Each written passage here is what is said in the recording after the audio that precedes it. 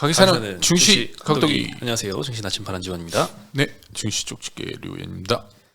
네, 오늘 오늘도 전주와 같이 우리 나침판님을 모시고 제가 진행하도록 하겠습니다. 네, 자전거 타러 가셨어요. 체력이 진데 너무 요즘 안 좋아지셨거든요. 그럼 나이가 있는데 뭐 옛날 같은 그런 생각하고 타면 안 되지. 그러니까 이제 그만 타야 돼. 뭐 그렇게 1,500km 이런 거 뭐 하려 타러 가. 힘들 것 같은데. 혹 싸는 거야, 그건. 제가 봤을 때 이제 젊었을 때 20대 때 30대 때나 하는 거지. 쉬러 가셔야 되는데 오히려 혹사를 하러 가셔가지고 본인이 그러면 또 이게 몸이 건강해지는 줄 아는데 전혀 아니거든요. 그게. 아니에요. 아니 회복이 안 돼. 50대 때 그러면 50대야 그분은. 그렇죠. 자네랑 달라. 나침반이랑 30대랑 초반이랑 달라. 네, 저도 1,500km 못 할 것 같은데. 아이, 대단하시네요. 어쨌든 뭐 정신력으로 한두 번 하는 거야 그럴 수도 있지만 뭐 하여튼 뭐 그렇습니다. 오늘 증시는 괜찮았습니다. 좋았다고 봐야 되겠죠? 좋았죠. 개인적으로 뭐 그렇게 좋지 않은데 시장은 지수는 좋았습니다. 뭐 1점 거래소 같은 경우 1.23% 상승해서 2,722포인트. 코스닥은 1.81% 상승해서 866. 코스닥은 뭐 이제 그 2차 전지 주들이 많이 좀 상승을 했습니다. 대형주들이. 그래서 거래소에서는 외국인이 개인이 4,600원 매도를 했고요. 외국인이 2,800억, 기관이 1,500억 매수를 했습니다. 코스닥에서는 개인이 3,000억 매도, 외국인이 3,200억 매수, 기관이 한 400억 매도를 하면서 마감을 했고요. 업종별로는 그 금융업종이 한 2% 정도, 신한지주하고 KB 금융지주가 이제 상승하면서 2, 3% 상승하면서 금융주들이 상승을 했습니다. 거래소에서는 아무래도 그 금융주들이랑 하이닉스가 6%, 7% 오르면서 시장을 좀 끌어올렸는데 삼성전자는 시초가에는 한 1% 정도 올랐는데 마감은 거의 보합으로 마감을 했습니다. 외국인이 사주는 것만 오르더라고요. 요즘에 그 미국도 엔비디아만 오르잖아요.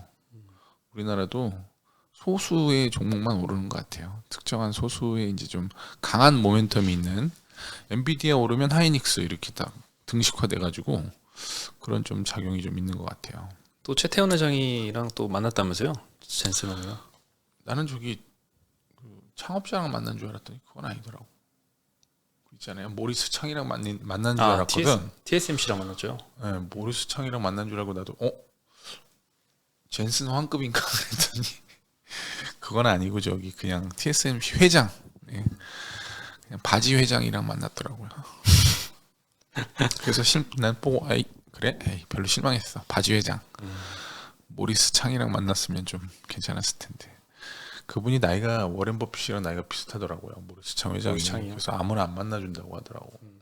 거의 뭐 워렌 버핏이랑 비슷하더라고. 워렌 버핏도 거의 뭐 사람 안 만나준다고 하던데 생김새도 좀 비슷한 것 같고. 점심 먹을 때도 비싸잖아요. 같이 점심 먹으려면. 그렇죠. 그래서 참 개인적으로 이번에 그 젠슨 황이랑 모리스 창이랑 물론 뭐 같은 대만인들이니까 좀 친하겠죠. 뭐 같은 뭐 친하고 좀 동질감도 있을 텐데 참 부럽더라고요. 그렇게 좀 끈끈한 그런 어떤 연결성이 있는 거 보니까 뭐 하여튼 우리나라는 그런 게 좀 없어서 좀 부러운 생각이 많이 들었습니다. 잘하겠죠. 그래도 거기다 뭐 삼성전자가 좀 잘했으면 안 부러웠을 텐데 좀 잘 못하니까 더 부럽더라고요. 그래서 업종별로는 그런 이제 뭐 음식료 업종, 뭐 전기전자, 보험 업종들이 1% 이상씩 상승해서 마감을 했습니다. 뭐 삼양식품이 뭐 한 3% 정도, 오뚜기 5%, 대상. 요즘 뭐 식품주들이 좋죠. 뭐 K 뭐 이렇게 식품 해가지고 해외에서 상당히 반응이 좋습니다. 그리고 보험주들도 삼성생명 3%, 롯데선무 5%. 반면에 이제 그 하락은 전기가스 업종이 3% 하락했습니다. 비금속 광물, 종이목재. 오늘 하락한 거는 거의 대부분 그 영일만 가스 유전 그거 관련해서 오늘 그 누구죠? 그 탐사 제 이름을 아브레우 박사. 아브레우 박사가 오늘 그 기자회견을 했는데 그거 관련해서 약간 뭐 뭐랄까요, 좀 생각보다 좀 신빙성이 떨어진다고 생각을 했는지 시장이, 아니면 뭐 이슈가 이제 마무리됐다 이렇게 판단을 해서 시장에서 좀 그런 관련된 주가들이 하락을 했는지는 모르겠습니다만은 지금 봐서는 조금 뭐 가능성이 뭐 처음에 대통령이 발표했던 것보다는 좀 사그라든 게 아니냐, 뭐 그런 기자회견이 좀. 별 내용 없었나 보네요. 기자회견이 뭐 그냥 그런 내용이었는데 봤는데 조금 앞부분만 들었는데 뭐 그냥 기존에 나와 있던 그런 내용들, 뭐 가능성이 20%고 뭐 다른 프로젝트에 비하면 뭐 상당히 높은 수준이다. 이 사람이 그렇게 생각한다는 거예요. 예, 이 사람이 생각한다는 거고. 모르겠습니다. 뭐 최근에 기사에 보면 뭐 호주의 그 최대 석유 개발 업체인 우드사이드가 지난해 동해 유전 탐사 작업에서 철수했다, 뭐 이런 기사들 주말에 나오고 했기 때문에 뭐 신빙성에 대해서는 제가 잘 모르니까 그거에 대해서 뭐 왈가왈부할 필요가 없을 것 같고요. 일단 뭐 우리나라 국민이면 뭐 산유국 되는 거에 대해서 반대할 사람이 있을까요? 그렇죠. 없죠. 뭐 정말 콸콸 나와서 석유를 한 컵 마시고 싶은 그런 마음도 있는데, 모르겠습니다. 이런 걸 뭐 굳이 대통령이 발표를 해야 되느냐? 뭐 그냥 조용히 일처리 해가지고 나중에 잘 되면은 전 국민이 좋은 거 아니겠습니까? 뭐 떠들썩하게 왜 이러는지는 잘 모르겠지만, 여하튼 어쨌든 저쨌든 간에 진짜 1%든 뭐 20%든 정말 낭비 없이 개발을 좀 해서 잘 탐사하고 그래서 잘 됐으면 하는 바람입니다. 뭐. 근데 오늘 이 영일만 관련 테마주들 두 자릿수로 많이 급락했잖아요. 네, 다 하락했어요. 뭐 막 20%씩 막 쉽게 빠지던데, 문제는 좀 다음 모멘텀이 없는 것 같아요. 이런 테마주들은 연발해서 모멘텀이 나와줘야 되는데, 예전에 초전도체만 봐도 계속해서 누가 기자회견하고 연구 논문 발표되고 그쵸. 또 뭐 하고 막 계속 터졌었는데, 이번에는 이렇게 또 있을까, 이번 기자회견 다음으로 딱히 뭐 그런 게 없어 보여서, 그래서 좀 많이 더 매도세가 좀 나온 것 이제는 같기도 하고. 뭐 탐사해야죠. 1,000억 들여서 한번 시추공 뚫는데 1,000억이래잖아요. 뚫고 뭐 보겠죠. 뭐 그래서 아까 그 아브레우 박사도 시추를 해야지만 뭐 알 수 있다 이런 얘기를 하더라고요. 그래서 뭐 시간이 걸리겠죠. 예, 그것도. 지금 뭐 이거를 산자부에서 그렇게 발표한 게 뭐 의미가 있나 그런 좀 생각이 들더라고요. 예. 주식을 하시나 정치권에서. 모르겠어요. 이게 항상 그 이명박 정권 때도 이상하게 석유 가지고 장난치더니 또 그러는 것 같기도 하고. 노코멘트 하겠습니다. 그리고 이제 전체적인 이제 금리 관련해서는 이제 캐나다가 그저께인가 이제 4.75로 0.25를 내렸고, 어제 22에서 0.25bp 내려서 4.25로 기준금리를 인하를 단행을 했습니다. 아마도 그 미국도 조만간 인하를 할 걸로 그렇게 보이는데요. 경제학자들은 9월에 인하를 할 걸로 지금 예상들 하고 있고, 올해 두 번 9월하고 뭐 11월 뭐 이렇게 10월 이렇게 내리거나 10월이나 뭐 11월 이렇게 내릴 거다, 이게 예상들을 하고 있다고 합니다. 이 시비 같은 경우에는 이제 금리를 내리면서 라가르드 총재가 뭐 특정 뭐 자기네들이 이제 경로를 미리 확정하지는 않겠다. 회의 때마다 뭐 상황을 보고 결정하겠다. 뭐 상황을 본다는 게 이제 지표를 보겠다. 뭐 이런 뜻으로 보이고요. 아마도 뭐 속내하고 좀 겉에 이 인터뷰하고는 좀 다른 게 아닌가. 속내는 좀 어느 정도 내릴 가능성이 높아 보이는데, 겉으로는 하여튼 그 기자회견에서는 뭐 계속 내리겠다 이런 얘기는 하지 않았습니다. 뭐. 그래서 제가 이제 첫 금리 인하를 금리가 이제 상승한 이후에 동결하고 첫 금리를 인한 이후에 이제 S&P 500 지수가 3개월 동안 어떤 수익률을 보였냐 하고 제가 이걸 제미나이에 물어봤어요. 네. 제미나이에 물어봤더니 뭐 이렇게 좀 쫙 나오긴 하는데 정확치는 않더라고요. 내가 좀 몇 개를 이렇게 해봤더니 이게 막 정확치는 않아가지고, 그래도 뭐 이 정도면 꽤 유의미한 답변이 아니었나 생각이 돼서 좀 가져와 봤는데, 일단은 이제 금리 인하한 시기가 84년, 87년, 95년, 2001년, 2003년, 2007년, 2019년인데요. 거기서 이제 경기 침체가 시작됐을 때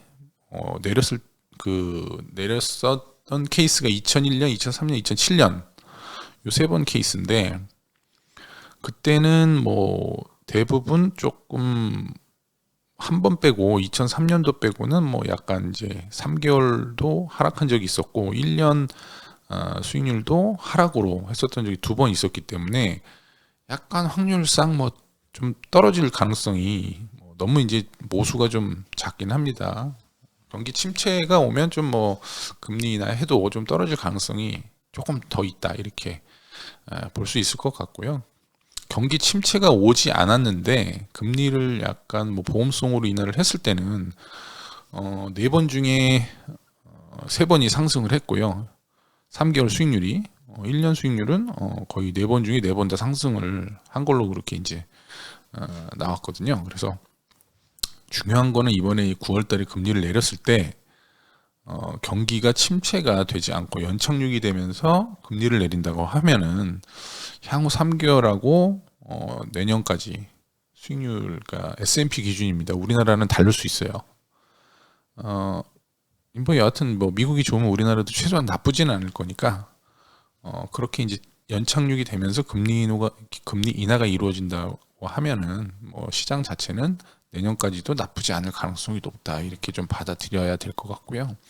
일각에서는 그 유명한 그 미국의 그 투자 전략가는 뭐 금리 인하하고 약간 한 2, 3개월 안 좋을 수도 있다 그런 얘기를 하는 분들도 계시더라고. 그래서 그거는 조금 조심해 볼 필요는 있겠다. 뭐 한 일주일 정도 금리 인하하고 나서 일주일 정도는 지켜보자. 그렇게 좀 이제 돌다리도 좀 두들겨 가면서 뭐 보수적으로 하면 될 것 같습니다. 그 기간 동안만.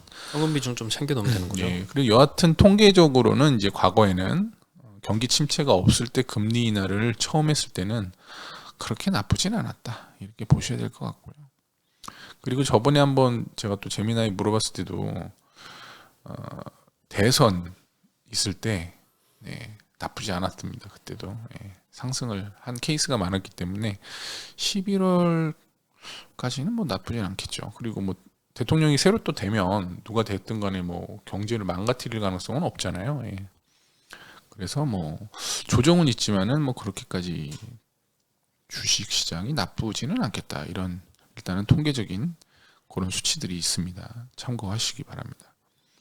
그리고 이제 세계 반도체 무역 통계 최신 예측에 따르면은 글로벌 이제 반도체 시장이 올해하고 내년에 강력한 성장을 누릴 준비가 되어 있다 이렇게 이제 발표를 했는데 올해 성장률 전망치를 원래 13%로 과거에 이제 예측을 했었는데요. 이걸 16%로 상향 조정을 했습니다.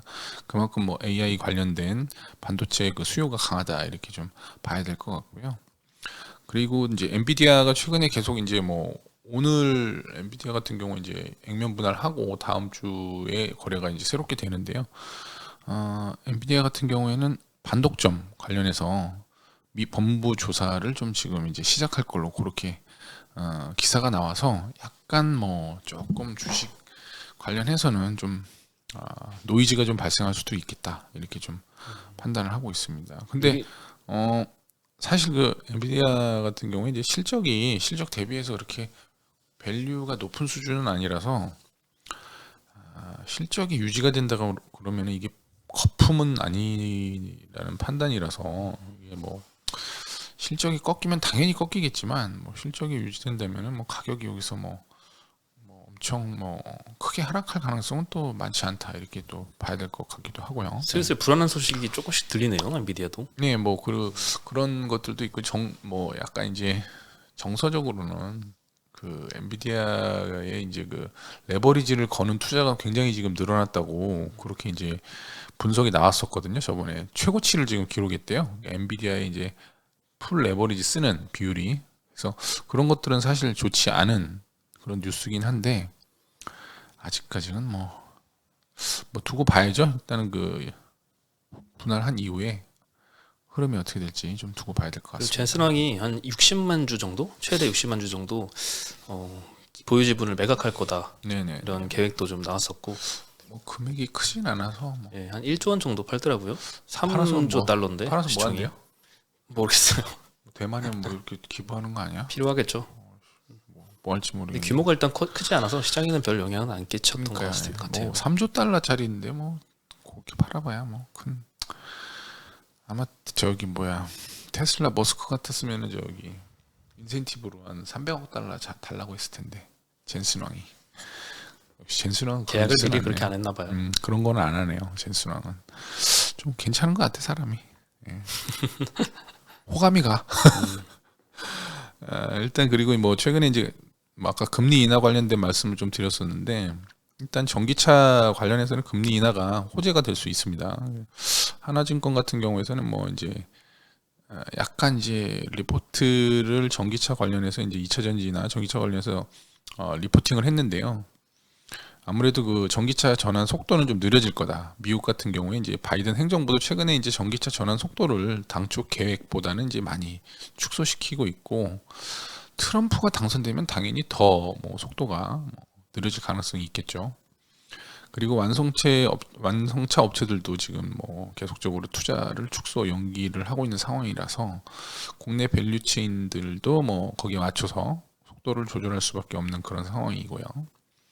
그리고 이제 한국 그 K 배터리 점유율 관련해서는 이제 미국에서의 IRA 법안이라든지 뭐 대중국 그 정책 때문에 뭐 우리나라 배터리 점유율이 뭐 계속 크게 이제 높은 수준을 유지를 하겠지만 반면에 유럽이라든지 뭐 전 세계 다른 그 동남아시아라든지 조금 미국 이외의 지역에서는 약간 고전을 하고 있다 이렇게 좀 봐야 될 것 같고요. 오늘 급등했잖아요, 오늘 2차전지. 그거는 이제 뭐 일단은 아무래도 그 가격이 그 뭐죠 원재료 가격이 요즘 바닥권에 있잖아요. 그래서 아마 기대감이 좀 나온 게 아니냐 그렇게 좀 봅니다. 뭐 연초에 저도 뭐 2차 전지가 이쯤 되면 좀 바닥권 아니겠나 그렇게 생각을 했었는데 뭐 크게 사지는 못하겠더라고요 지금. 아직 리튬 니켈 가격이 좀 의미 있게 반등은 안 하더라고요. 예, 밑에 눌려 돈에서 있는데. 눌려 있는 상황인데 뭐 그래도 주가는 뭐 더 이상 뭐 빠지지만 않으면 주가 반등이야. 기술적으로 반등이 할 수 있는 수준이니까요.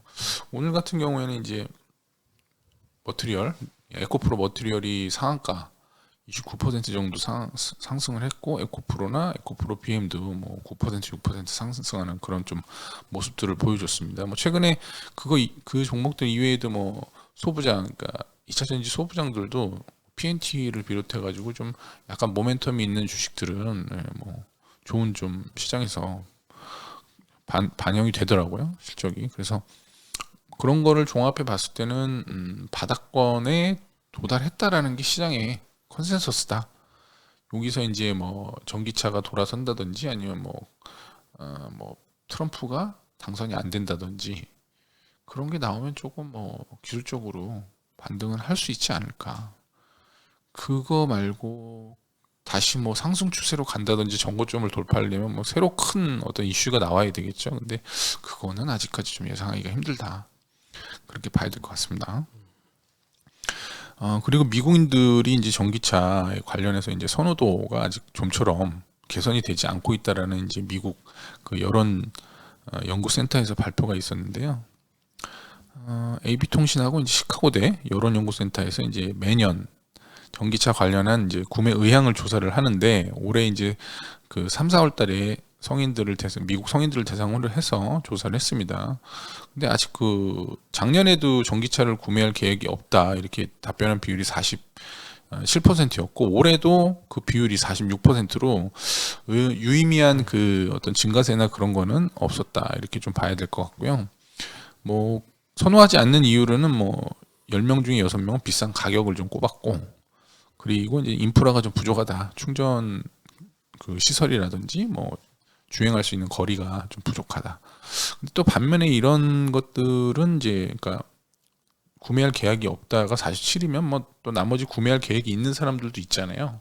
그런 사람들이 줄지 않는 거면 뭐 반대로 또 바닥일 수도 있겠다. 역설적으로는 그렇게 또 생각해 볼 수도 있는 거 아니겠는가. 그렇게 좀 판단이 되더라고요. 이런 것들은. 그래서 이제 좀 2차 전지 관련해서는 너무 시각을 나쁘게 볼 필요는 없을 것 같다. 이렇게 좀 봐야 될 것 같습니다. 그리고 이제 최근에 계속 나오는 게 이제 미국 생물보안법 관련해서 이제 미국 의회에서 논의가 계속 되고 있는데요. 한국 위탁개발 CDMO 기업들이 이를 기회로 삼고자 지금 적극적으로 나서고 있는 상태입니다. 지금 미국 하원에 전체 회의에 이 법안이 넘어가 있는 상태고요. 우시 앱텍하고 우시 바이오로직스 등 그 중국의 대규모 CDMO 기업들을 명시적으로 이제 우려 기업으로 지목한 상태이기 때문에 향후 미국 시장에는 이런 중국 기업들하고 거래를 중단하려는 고객들이 이제 많을 수밖에 없고 그 기업들을 이제 유치하기 위해서 우리나라 기업들이 적극적으로 지금 수주전을 펼치고 있다. 그래서 오늘 ST팜이라든지 오늘 그런 뭐 바이넥스라든지 이런 관련된 CDMO 기업들이 크게 좀 상승을 했었는데요.